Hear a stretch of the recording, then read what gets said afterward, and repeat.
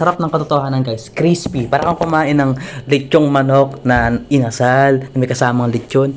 Ang crispy guys, ang katotohanan. Ay, happy lang ako kasi, 'di ba? After all na lahat ng mga pagsasabi niya sa akin, yung mga hater ko diyan, mga basher ko diyan, na kesyo daw DDS daw ako, kesyo bayaran daw ako, kesyo alado ebidensya, 'di ba? Inosente raw yung Marcos. Guys, sinabi ko na sa inyo, kailangan nyo lang ng konting intelihente guys. Konting smart lang. Hindi nyo kailangan maging sobrang talino.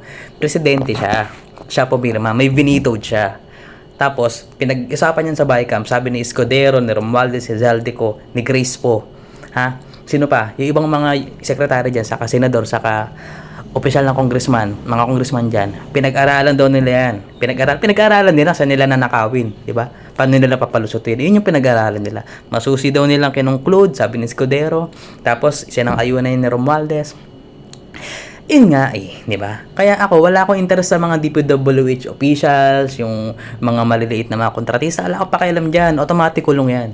Pero yung, saan sila kumuha ng basbas? Saan sila kumuha ng lakas ng loob? Diba? Ba't di sila takot? Ikaw ba naman? Kahit ikaw ba naman? Ba't ka man matatakot? Yung backer mo, presidente ng Pilipinas, saka pinsan yung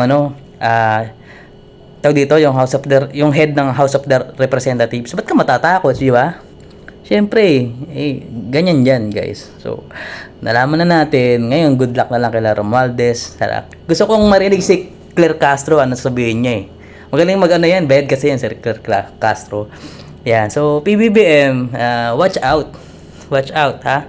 Tingnan natin kung anong lusot ang gagawin nyo. Ayun lang, ang sarap ng katotohanan guys, ang sarap sa pakiramdam. So, nagbunga yung ilang linggo't ilang buwan kong pagdadakdak dito. Nakakala nyo na sisiraan lang ako ng ulo, akala nyo nagko-content lang ako.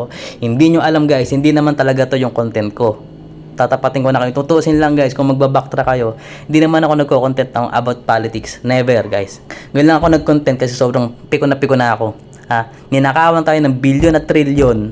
Tapos ang daming namatay na Pilipino, bumaba sa mga kalsada. Di ba kayo naiinis? Tapos yung mga kalsada, laging traffic, laging ginagawa. Ginagawa nilang palabigas at ginagawa nilang racket yung mga kalsada. Tapos, iba dyan, binabash pa ako. Come on guys. Wala kayo sa matinong pag-iisip di ba? Nasaktan nyo, mananakit kayo sa comment o sabihin ko sa inyo, wala kayo sa matinong pag-iisip. Ba? Binabaran nyo pa ako, kinokontra nyo pa yung mga sinasabi ko. Mahal na mahal si Marcos. Mahal na mahal si Marcos dahil sa buwakang inang 20 pesos sa bigas. Bakit nakakabili ba kayo? Nakain nyo?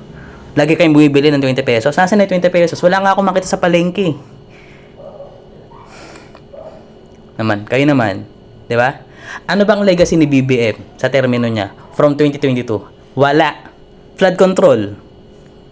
Tapos sinita lang siya ng US, kaya niya binira yung flood control niya yan. Kasi nasita siya ng US dyan Na BBM, wag mong pabayaan magkaganyan, di pwede yan. Sa kaya lang siya naglabas ng kung ano-anong mga programa. Kasi napuna siya. Lumabas siya pa'y bayani, pansamantala.